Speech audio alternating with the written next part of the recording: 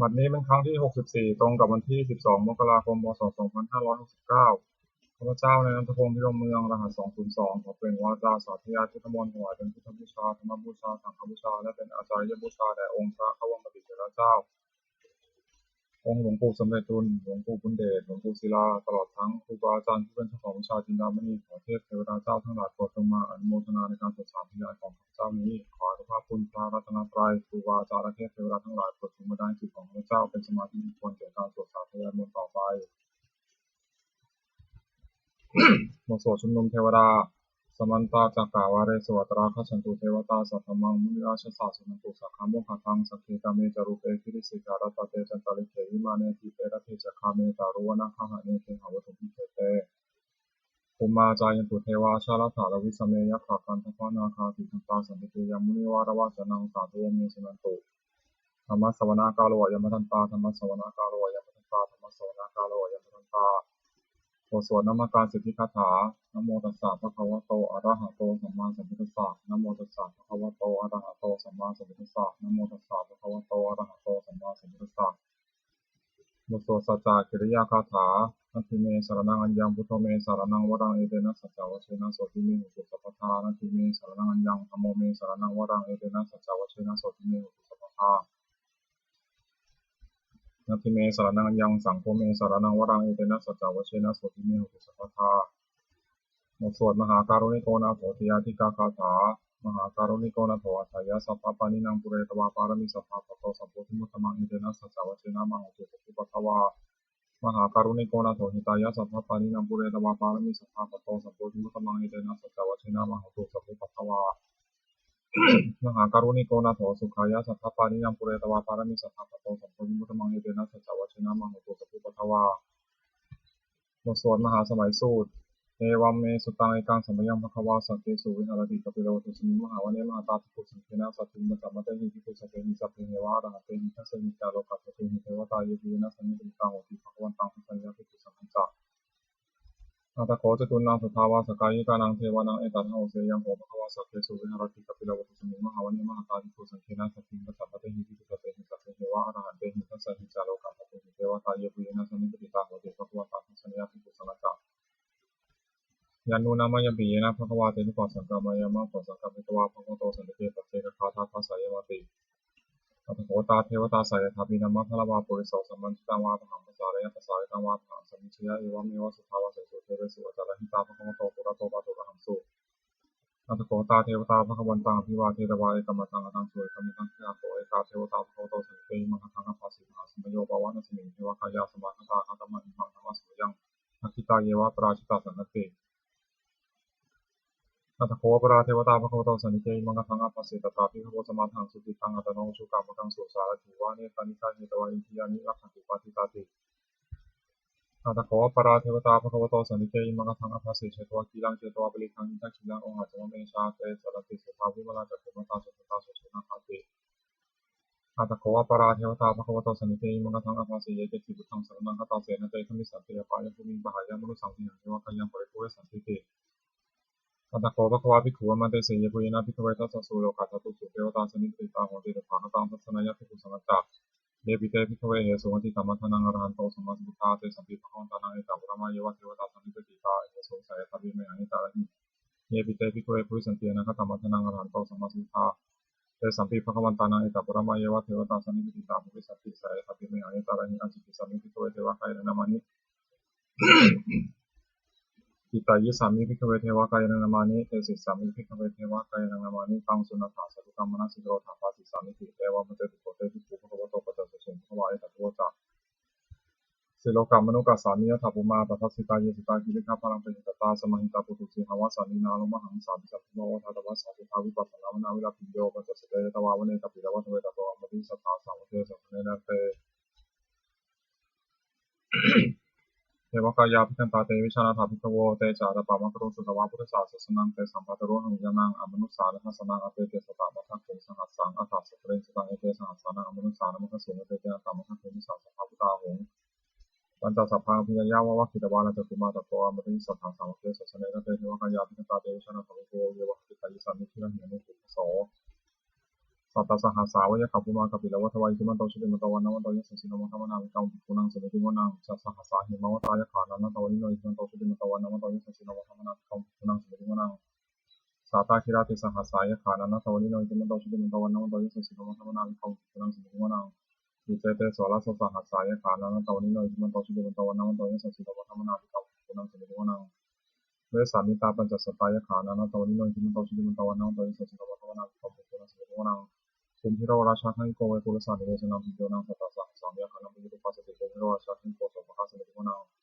ปุริมันจัติสังราชาทุตาระโตปัสสติสังฆนาธิปติสังราชาเยสติโสพุทธปิตสัมมาเวธรรมนามหาสลายที่มันโตชิติมันโตวันนวันโตยสัสสินวัฏวนาตองปุนังสมิติวนัง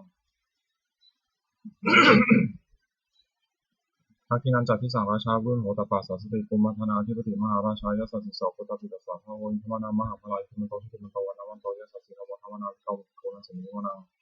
ปัจฉิมันตติสังราชารูปโขภาษาสเตนะคณะธิปติมหาราชายสติโสพุทธปิตาสามภวนธรรมนามหาภารายพิมโตปิติโตวันนังโตยสสิโกธรรมนาคัมภิกุณาสิมิวนังอุตารัญจัติสังราชากุเวโรตปัสสสติยคณะธิปติมหาราชายสติโสพุทธปิตาสามภวนธรรมนามหาภารายพิมโตปิติโตวันนังโตยสสิโกธรรมนาคัมภิกุณาสิมิวนังปุริมาทิสังทตารัตโถทัคินะบุรุหโกปชิเนนะบุรุปโขกุเวโรตังทิสังเจตาโรเตมหาราชาสมตาจตุโรทิสาทัตลามนาทัสุวเนกัปปิลวัตเตเตสัมมายาวิโนทัสสะโกจติกาสัมมายาติเตทุเวเตทุวิจาวิโตสหจันทโนกรรมเสโถจาคินุคนุนิคนุจัปปนาโภปามุโยจาเทวสุโตจมาตติจิตัสเสนสนัพโพนโรราชาชนุสโภอาภูปัญจสีโภเจวะติมพโรสุริยวัชสายเตตันเนจาราชโนกัมภาสหราชุติโมธรรมนาภิกรรมปุรังสิมิโนนาถาภูนัสสานาคาเวสาราสหัสชันทากัมภาลสตาราภูปยาคาสหยันติยามุนาทตารัฐาจาคุณคายาสัสิโนเวดาวันโนมหาโคสภะสิมิโนนังเยนะข้าราชสหัสสาหันติพิพาทิชาปฏิวิสุทธิจักขุวิหายสาเตวนามัชปัตตาจิตาสุปนาอิติเตสานามังอภัยตถานาข้าราชนามาสิสุปานโตเขมามะกาสิปุโตสันนะหิวาจาหิภาวะหายันตานาคาสุปนาสารนามังกังสุปุตังชิตาวชิระหัตเถนะสมุทาอสุราสิตาปตารวสาวเสเตหิมันโตยสสิโนกาลกันธามหาปิสมาอสุราธานาเรขสาวิปจิติสุติปิจาปหาราโทนมุติสหัสสัจจปริปุตานังสัพเพโรจนามกาสันนิโตวะพิมเสนังราหิธัมภวะขมุสเวทันิพันเตติลังสมิติวนังอาโปเตเทวาปทวิจาเตชวายโยตถาคมงวรุณาวรุณาเทวาสมโมทยิสสสหเมตตากุรุณากายกากุเทวายสสิโนทัสเสเตทัสสะกายสัพเพนะตวนิเมตนะโตชิเตตวันนะโตยสสิโนธรรมนังคัมภิกุณาสิมิวนังเวนทุจเทวาสหริจาสมาเจเทเวยามาจันทสุเวสาเทวาจันทมุปุระพิตาสุเวสสุเวสาเทวาสุเวยามุปุระพิตานันขันติปุระพิตวะสุมทวะละหะตาวสุนาวะโสเสโตสัพพะเวทโตทัสเสเตทัสสะทากายสัพเพนะตวนิโนจิมันโตชิเตตวันนะโตยสสิโนธรรมนังคัมภิกุณาสิมิวนังนาถาภูสังภูเทวาชาลมัคคีสิกาลิวะเรชกาจโรสจาวมาปุขันภาชิโนวรุณาสาธรรมาจาตาจาริชกาสุดายานุจราภูวะภูสาวเนสิโนทัสเสเตทัสสะทากายสัพเพนะตวนิโนอิติมันโตชิติมันโตวันนะโตยสสิโนธรรมนังคัมภิกุณาสิมิวนังสมานามหาสมานามานุสามานุสุตมาจิตาบุริกาภูวะภูมโนปตุสิกาถาภูหะตโยเทวายจารุจิตวาสิโนบาระคามหาบาระคา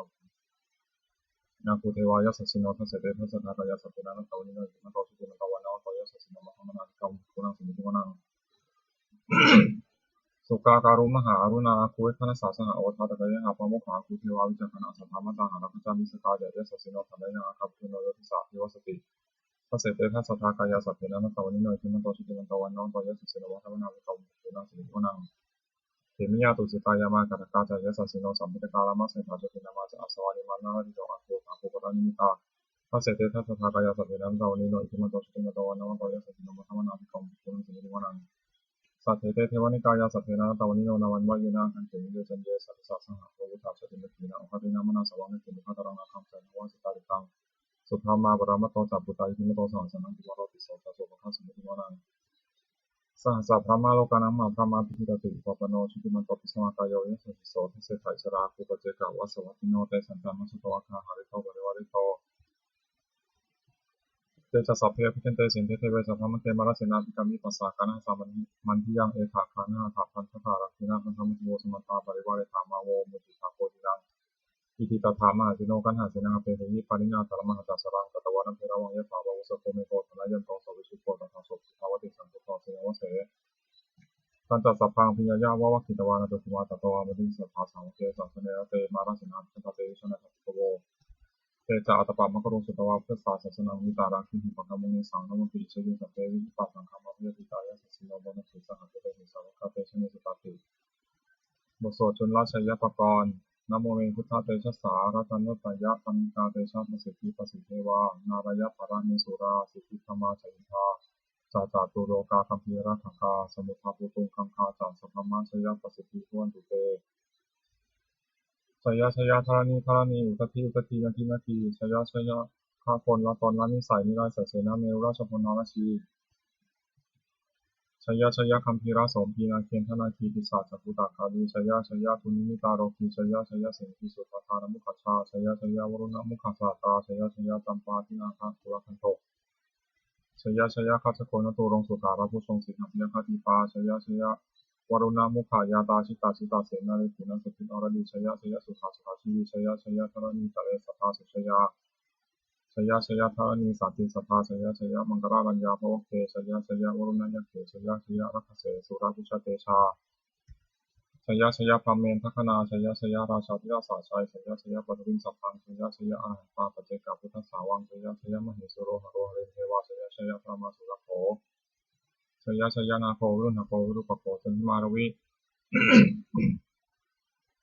อินโทจักเวนะเตโยจักกุเวโรวรุโนปิจักอาคิวายโยจักปาชุนโหกุมารโรทัตตารัตโกอัฏฐารสามหาเทวาสิกิตาปัสสะอาทโยอิสิโนสาวกาสัพพะชยกามโมโหนตุเตชยธรรมโมจักสังโฆจักทัสสะปาโรจักชยกังเอเตนะชยเตชนะชยโสติโหนตุเตเอเตนะทิฏฐเตชนะโหตุเตชยมังคลังชโยปิพุทธศาสริมโตยามารสะจักปฏิมโตปราชโยโคสยพุทธิมันเทปโมนิตาชยตถาพระมังคณามิสิโนชโยปิพุทธศาสริมโตยามารสะจักปฏิมโตปราชโยโคสยพุทธิมันเทปโมนิตาชยตถาพระมังคณามิสิโนชโยปิพุทธศาสริมโตยามารสะจักปฏิมโตปราชโยโคสยพุทธิมันเทปโมนิตาชยตถาพระมังคณามิสิโนชโยปิพุทธศาสริมโตยามารสะจักปฏิมโตปราชโยโคสยพุทธิมันเทปโมนิตาชยตถาสุปนคณามิสิโนชโยปิพุทธศาสริมโตยามารสาจัตติมโตปราชโยโคสยปุติมันเทปโมทิตาชยตถานาคคณามิสิโนชโยปิพุทธศาสริมโตยามารสาจัตติมโตปราชโยโคสยปุติมันเทปโมทิตาชยตถาสัพพมคณามิสิโน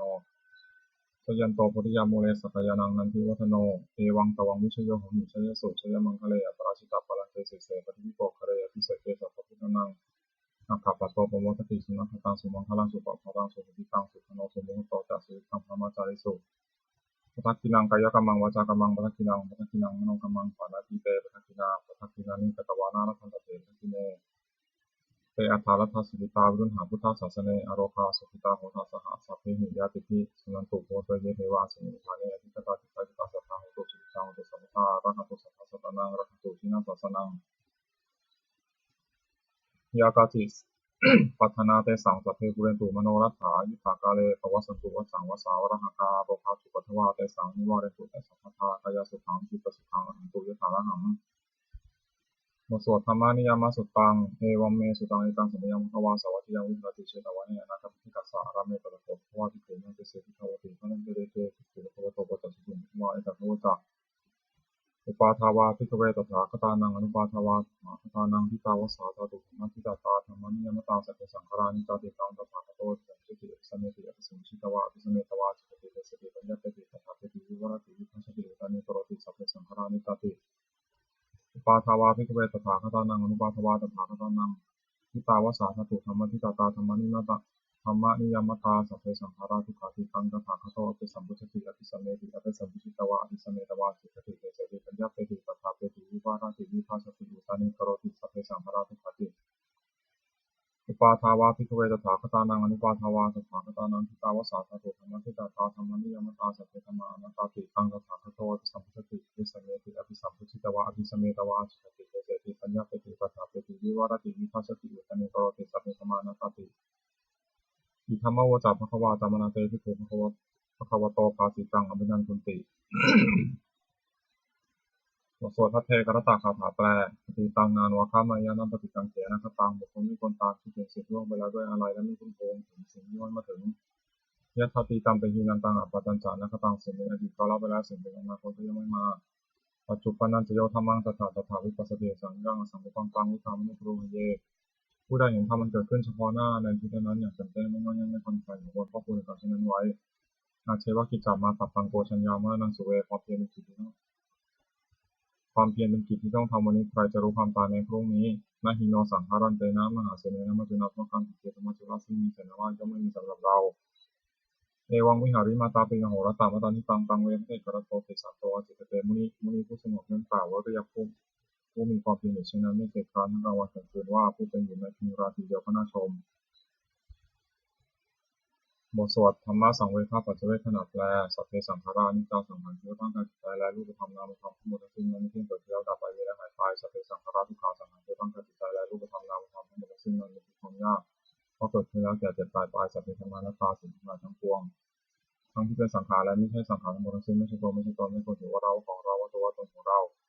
ทวงชีวิตตั้งชีวิตเป็นของไม่ยั่งยืนทวงมรณะความตายเป็นของยั่งยืนอวสังมยามริสัมพังเราจะเป็นตายเป็นแท้มรณะปริโยสานังในชีวิตตั้งชีวิตของเราเป็นความตายเป็นที่สุดรอบชีวิตตังเมนิยตังชีวิตของเราเป็นของไม่เที่ยงมรณะเมนิยตังความตายของเราเป็นของเที่ยงวัฏฏะควรที่จะสังเวชยังกายโยจิรังร่างกายนี้ไม่ตั้งอยู่นานอเปตาวิญญาโนครันตัดสิจังวิญญาณจุดโทนพอที่เสร็จแล้วอภิเศษสติจามาทัพพัทเวซึ่งแผ่นดินกระลิงคลังนิวาสดุจังว่าท่านไม้และท่านปืนและถังประโยชน์ไม่ได้อนิจจาวัฏสังขาราสังขารทั้งหลายไม่เที่ยงหนออุปาทวายะธรรมิโนมีความเกิดขึ้นแล้วมีความเสื่อมไปเป็นธรรมดาอุปชิตวานิโรธติมันเกิดขึ้นแล้วย่อมดับไปเตสังอุปาสโมสุขโขความเข้าไปสงบระงับสังขารทั้งหลายที่สมบูรณ์ยิ่งสัพเพสัตตามรณจิจจาสัตว์ทั้งหลายทั้งปวงกำลังตายอยู่มริสูตรมริสเลที่ตายแล้วและกำลังจะตายสัพเพวหังมริสานิเราก็จะตายอย่างนั้นเหมือนกันทัพพิเนเอกสังขโยความสงสัยในความตายนี้ไม่มีแก่เราเลยบทสวดเมตตายังจิกุศลังกัมมังสัพเพหิสัพเพหิกตังปุญญังโนอนุโมทตุนันตุพวงโตเยเทวาสมิงคาเนอธิคตาทิคายุคาสุขังโตสุขังโตสุขาภูมิตตุมาตาปิตาสุขิตาโหตุสุขาภูมิตตุสัพเพยาติกาสุขิตาโหตุสุขาภูมิตตุสัพเพอายาติกาสุขิตาโหตุสุขาภูมิตตุสัพเพปิสาสเวขาสัพเพเปตาสุขิตาโหตุสุขาภูมิตตุสัพเพอาจาริยุปัชฌายาสุขิตาโหตุสุขาภูมิตตุสัพเพนัคตาสุขิตาโหตุสุขาภูมิตตุสัพเพเทวาสุขิตาโหตุสุขาภูมิตตุสัพเพสามาตินังสมิสันตุโวบทสวดบูชาหลวงปู่ทวดนะโมโพธิสัตว์คันธิมยะอิติปะคะวานะโมโพธิสัตว์คันธิมยะอิติปะคะวานะโมโพธิสัตว์คันธิมยะอิติปะคะวาปฏิภาณคาถายาเทวตาสันติวิหาราวาสินิติเวทะเรโพธิทะเรตหิตหิทาทังตาธรรมะทานินาภวันตุปุชิตาโสติงกโรเทภาวิหารามันทะเรเทราจมัชชานวกาจพิโทสารามิกาทานปฏิอุปสกาคามาเจเตสานิธรรมาเจสราสัพพานิพุตาสุขิตาพวันตุเตชลาผู้ชายเยติจานัสัมภวาสังเสทชาตาภโวปปาติการนิยันกังธรรมวรังปฏิจเตสัพเพติภุปสสะโคโรตุสังขยังชาตุจิรังสตังธโมธรรมทราจตุคลาสังโฆโหตุสมังควาสายะจหิตายะจาอันเทระคตุสัพพโมสัพพิติธรรมจาริโนวุตินสปาปินายมะธรรมเมอริยภาอุทิเตปสันนาโหตุสัพเพติปานิโนพุทธศาสเนสัมมาทารังภเวชโตกาเลเทโวโภสตุสุทิภาวยะสัตตังสุนิทังมุตุเมทนิมาตาปิตาจะอัจฉชังนิจังรักขันติปุตตะกังเอวังธนินาราชโนชังรักขันตุสัพพทาเทวตาอุโยชนะคาถาทุกขปัตตาเป็นทุกขาเทพตาเป็นพิยังโสขปัตตาเป็นนิโสกาโหตุสัพเพติยานิโนเอตาวตาจังมิสัมปตังพิยสัมปตังสัพเพเทวานิโหตุสัพพะสัมปติสิทธิยาทานังโหตุสัพพะยาสีรังรักขันตุสัพพทาภาวนาพิรตาโหตุคัจฉันตุเทวตาคตาสุมังคลคาถาโหตุสัพพังสุมังคลังรักขันตุสัพพเทวตาสัพพะทุกขานิภาเวนะโสติตุนิรันตรังโหตุสัพพังสุมังคลังรักขันตุสัพพเทวตาสัพพะธรรมานิภาเวนะโสติตุนิรันตรังโหตุสัพพังสุมังคลังรักขันตุสัพพเทวตาสัพพะสังฆานุภาเวนะโสติตุนิรันตรังสัพเพพุทธาภลปัตตาปัจเจกนันตยังพลังอรหันตานันจาเตชนะรักขังมัทมิสัพพโสสัพเพพุทธาภลปัตตาปัจเจกนันตยังพลังอรหันตานันจาเตชนะรักขังมัทมิสัพพโสสัพเพพุทธาภลปัตตาปัจเจกนันตยังพลังอรหันตานันจาเตชนะรักขังมัทมิสัพพโสสัพเพพุทธาภลปัตตาปัจเจกนันตยังพลังอรหันตานันจาเตชนะรักขังมัทมิสัพพโสสัพเพพุทธาภลปัตตาปัจเจกนันตยังพลังอรหันตานันจาเตชนะรักขังมัทมิสัพพโสสัพเพพุทธาภลปัตตาปัจเจกนันตยังพลังอรหันตานันจาเตชนะรักขังมัทมิสัพพโสสัพเพพุทธาภลปัตตาปัจเจกนันตยังพลังอรหันตานันจาเตชนะรักขังมัทมิสัพพโสสัพเพพุทธาภลปัตตาปัจเจกนันตยังพลังอรหันตานันจาเตชนะรักขังมัทมิสัพพโส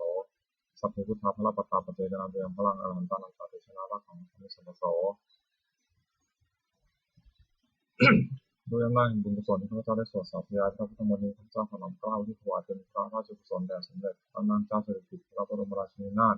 พระบรมราชชนนีพันปีหลวงผู้เสด็จสู่สวรรคาลัย ออานิสงส์บุญกุศลนี้จงเป็นสาระสิริมงคลแก่ข้าพเจ้าให้แคล้วคลาดปลอดภัยจากโรคภัยอันตรายทั้งปวงนี้อย่างไรก็ได้สติมั่นคงเป็นสัมมาอาชีพชอบธรรมเพราะว่าไม่มีอดอยากยากจนขอได้มีแก่ข้าพเจ้าขอให้ข้าพเจ้ามีสมาธิถี่ตั้งมั่นในพระธรรมคำสอนขององค์สมเด็จพระสัมมาสัมพุทธเจ้าดำรงอยู่ในความดีงามตลอดกาลนานอีกทั้งขอเทศเทวดาทั้งหลายผู้ได้อนุโมทนาสาธุการในบุญกุศลนี้โปรดประสิทธิ์ประสาทพรน้อมส่งในท่านในมงคลไปสู่วัตถุมงคลพระพิไทยด้วยเกียรติทั้งฝ่ายไทยและฝ่ายลาวรวมถึงวัตถุมงคลทั้งปวงที่สิ่งสำเร็จได้จัดสร้างขึ้นเปลี่ยนด้วยพุทธานุภาพเทวานุภาพและวิชานุภาพศักดิ์สิทธิ์มวลผลที่เสียเป็นมงคลแก่ผู้ครอบครองและบูชาทุกประการเทอญ